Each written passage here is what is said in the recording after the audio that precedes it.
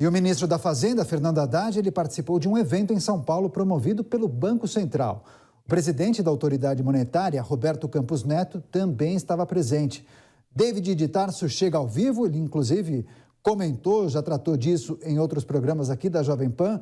David, conta pra gente, teve alfinetada em relação à atual taxa de juros ou não? Dessa vez não, viu, Daniel? Muito boa noite a você, boa noite a todos que nos acompanham pela programação da Jovem Pan.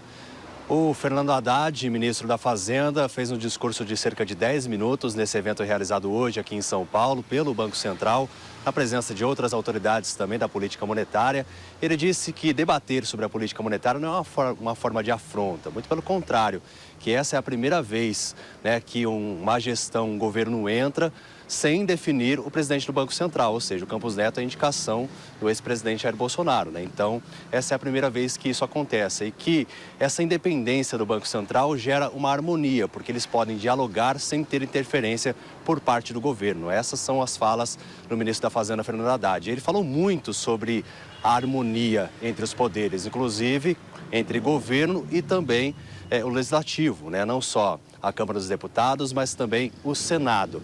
E essa harmonia, ela tem que permanecer principalmente naqueles momentos difíceis. E ele contextualizou tudo isso durante a sua entrevista coletiva, porque ele foi perguntado se existe a possibilidade do governo furar o teto de gastos. Ele disse que, havendo alguma eventualidade, sim, por isso que todos os poderes precisam se falar. Vamos acompanhar então um trecho dessa fala. Quando tem um evento extremo, por causa da pandemia, né? O Congresso foi o primeiro a atender o governo numa crise mais dramática. Não acredito que isso está no horizonte de curto prazo. E nós estamos fixando parâmetros para 3 anos. Não estamos fixando parâmetros para a vida, né?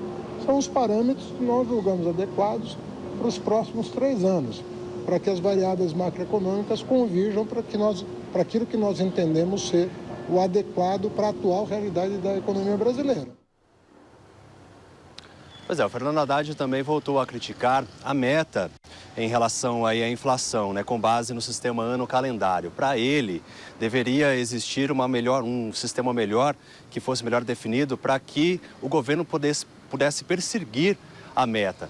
Ele também falou, então, sobre essa questão de como é definido, porque todo fim de ano tem a reunião e aí eles definem a meta, que isso deveria deixar de existir, que o governo deveria buscar a meta a longo prazo. Vamos acompanhar o trecho dessa fala.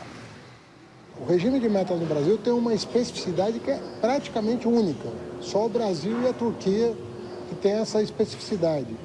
A meta por ano calendário. Isso é uma coisa que engessa o regime de uma tal maneira que impõe constrangimentos desnecessários. Como, por exemplo, a cada ano você tem que sentar no Copom para definir a meta, dizer que sobe, que desce. Não é assim no mundo inteiro. No mundo inteiro você fixa uma meta e deixa a autoridade, né, levando em consideração choques externos. Pode acontecer de tudo.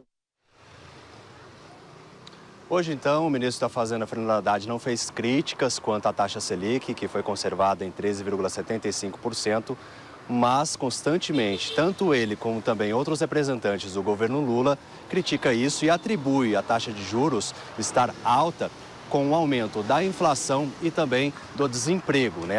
Faz essas atribuições, colocando muitas vezes a culpa no Campos Neto, que manteve a taxa de juros fixada aí em 13,75%.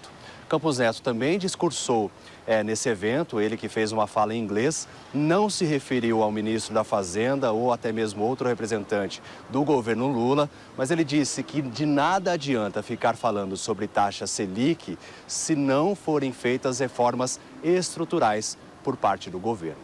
Daniel, eu volto com você. Pois é, não adianta. Essa discussão vai continuar. O próprio Campos Neto disse que não há uma relação direta e mecânica na apresentação e aprovação do arcabouço com a redução da taxa de juros. São vários fatores que precisam contribuir para esse cenário.